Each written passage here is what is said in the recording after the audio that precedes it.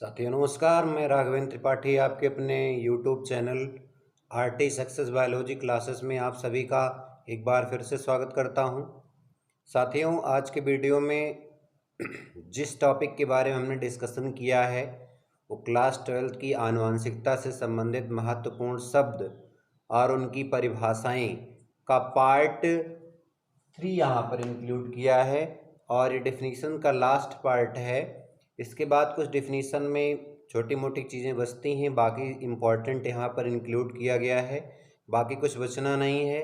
अगले वीडियो में हम मेंडल और के बारे में और मेंडल के नियमों के बारे में जानेंगे। लेकिन इस वीडियो को स्टार्ट करने से पहले आपसे एक हम्बल रिक्वेस्ट है कि वीडियो अच्छा लगे तो लाइक करें, चैनल को सब्सक्राइब करें और अधिक से अधिक शेयर करें।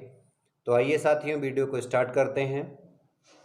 तो आज जिस टॉपिक को हमने लिया है वो topic hybrid, unit factor, self cross, linkage, dominance और रिसेसिव ट्रेट के बारे में लिया।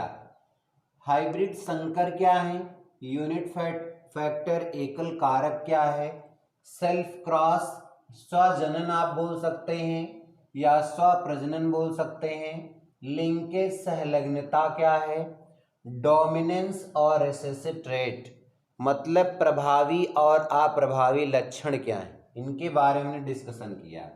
तो आइए देखते हैं संकर हाइब्रिड।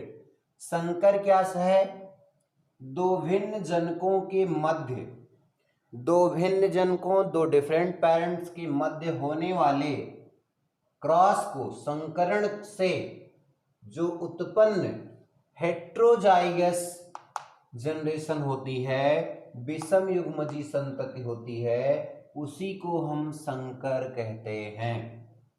तो दो भिन्न जनकों के मध्य संकरण से उत्पन्न कैसे संतति, विषम युग्मजी संतति को ही हम हाइब्रिड या संकर बोलते हैं। इतनी बात आपको समझ में आ रही होगी। आइए आगे देखते हैं। एकल कारक यूनिट फैक्टर क्या है। यूनिट फैक्टर का जो टर्म नाम दिया था वो मेंडल ने सर्वप्रथम दिया था, एकल कारक या कारक। तो किसी जीव में किसी लक्षण के लिए उत्तरदायी कारकों को एकल कारक या कारक कहते हैं। किसी जीव में किसी लक्षण के लिए उत्तरदायी कारकों को एकल कारक या कारक कहते हैं। ठीक साथियों, तो आइए अगला देखते हैं। स्वजनन सेल्फ क्रॉस क्या है, स्वतः प्रजनन क्या है। आप अक्सर बिना इन टर्मों को, जैसा कि हमने बताया था, बिना इन टर्मों के समझे जेनेटिक्स को समझना कठिन है। तो मेंडल के नियमों में इन सभी का बहुत ही उपयोग है। तो इनको देखते हैं। तो सेल्फ क्रॉस क्या है, जब एक ही जीव के नर एवं मादा युग्मकों के बीच प्रजनन की क्रिया होती है तो उसे स्वजनन कहते हैं। जब एक ही जीव के नर एवं मादा युग्मकों के बीच प्रजनन की क्रिया होती है तो उसे स्वजनन कहते हैं।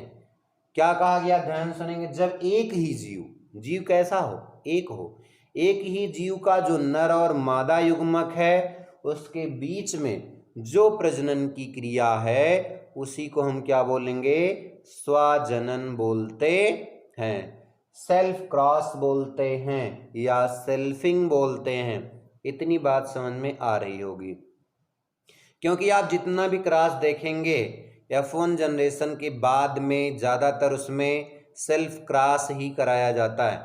आगे देखेंगे सहलग्नता, लिंकेज क्या है। तो लिंकेज जब दो या दो से अधिक जीन एक ही गुणसूत्र पर एक दूसरे के पास स्थित होते हैं तो वे स्वतंत्र व्यूहन नियम नहीं दर्शाते हैं। इसी प्रक्रिया को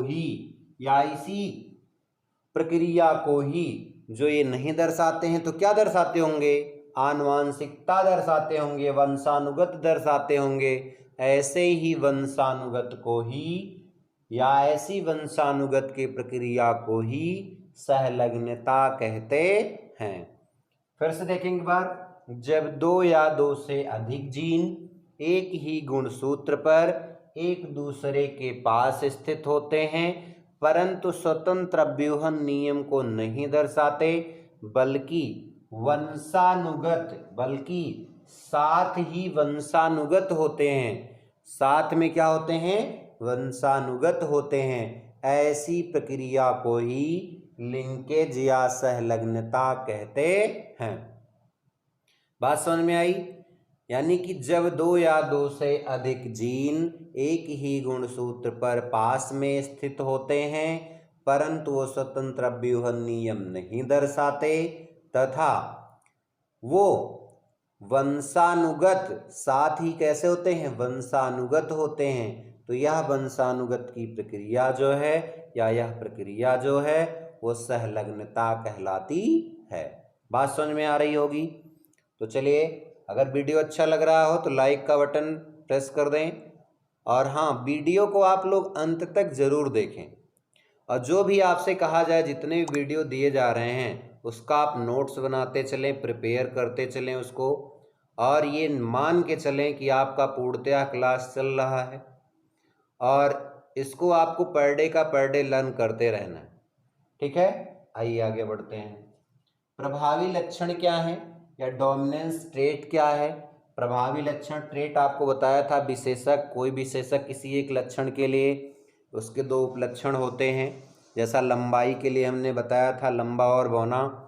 तो यहाँ पर देखेंगे डोमिनेंस ट्रेट, तो एलील का यह एक जोड़ा होता है जो युग्म विकल्पी एलील, यानी कि जो युग्म विकल्पी या इसको बोल सकते हैं एलील, जो समयुग्मजी और विषमयुग्मजी, होमोजाइगस या हेट्रोजाइगस दोनों स्थिति में स्वयं को व्यक्त करने में सक्षम होता है, उसी को हम प्रभावी लक्षण या डोमिनेंस ट्रेट बोलते हैं। यानी कि एलील का वह जोड़ा या एलील जोड़े का वह युग्म विकल्पी या एलील। अब आपको ये कंफ्यूजन आ रहा होगा कि एलील जोड़ा यानी कि एलीलोमार्फ का एक एलील जो क्या करता होगा, एलील जो समयुग्मजी और विषमयुग्मजी यानी कि होमोजाइगस और हेट्रोजाइगस दोनों कंडीशंस में ये स्वयं को व्यक्त करने में सक्षम होता है, स्वयं को व्यक्त करने में क्या होता है, सक्षम होता है। दूसरी स्थिति देखेंगे अप्रभावी लक्षण रिसेसिव ट्रेट में आप देखेंगे एलील जोड़े का वह युग्म विकल्पी होता है, एलील जोड़े का वह युग्म विकल्पी होता है जो विषम युग्मजी स्थित यानी कि हेट्रोजाइगस पोजीशन में दूसरे विपरीत कारकों की उपस्थिति में स्वयं को व्यक्त करने में असमर्थ होता है, यानी कि दूसरे विपरीत कारकों की उपस्थिति में स्वयं को व्यक्त करने में असमर्थ होता है। तो बात इतनी समझ में आनी चाहिए। एक बार फिर से हम आपको लिंकेज फिर से बताते हैं। जब दो या दो से अधिक जीन एक ही गुणसूत्र पर एक पास में स्थित होते हैं परंतु स्वतंत्र व्यूहन नियम को नहीं दर्शाते हैं बल्कि वे साथ ही वंशानुगत दर्शाते हैं या वंशानुगत होते हैं, यह प्रक्रिया लिंकेज या सहलग्नता कहलाती है। इसी तरह से डोमिनेंस कौन होता है, एलीलोमार्फ क्या होते हैं, जीन के जोड़े होते हैं, एलीलोमार्फ का ही एक छोटा रूप एलील होता है और एलील जो समयुग्मजी और विषमयुग्मजी दोनों परिस्थितियों में अपने आप को व्यक्त करने में सक्षम होता है वो डोमिनेंस ट्रेट होता है या प्रभावी लक्षण होता है। और जो यानी कि ऐसे जोड़े एलील के जोड़े जो युग्म विकल्पी जो विषम युग्मजी परिस्थिति में या विषम युग्मजी स्थिति में दूसरे विपरीत कारक की उपस्थिति में स्वयं को व्यक्त करने में असमर्थ होते हैं, ऐसे एलील को या ऐसे कारक को या ऐसे ट्रेट को या ऐसे लक्षण को हम क्या बोलते हैं, अप्रभावी लक्षण बोलते हैं। तो साथियों, आपको वीडियो उम्मीद करता हूँ पसंद आया होगा। यदि वीडियो पसंद आया हो तो लाइक और चैनल को सब्सक्राइब, बेल आइकन दबाना बिल्कुल ना भूलें। अधिक से अधिक शेयर करें। जहाँ रहें सुरक्षित रहें और तब तक के लिए अगले वीडियो में हम आपसे फिर मिलेंगे मेंडल और मेंडल के वंशानुगत संबंधी नियमों को लेकर के। तब तक के लिए जय हिंद।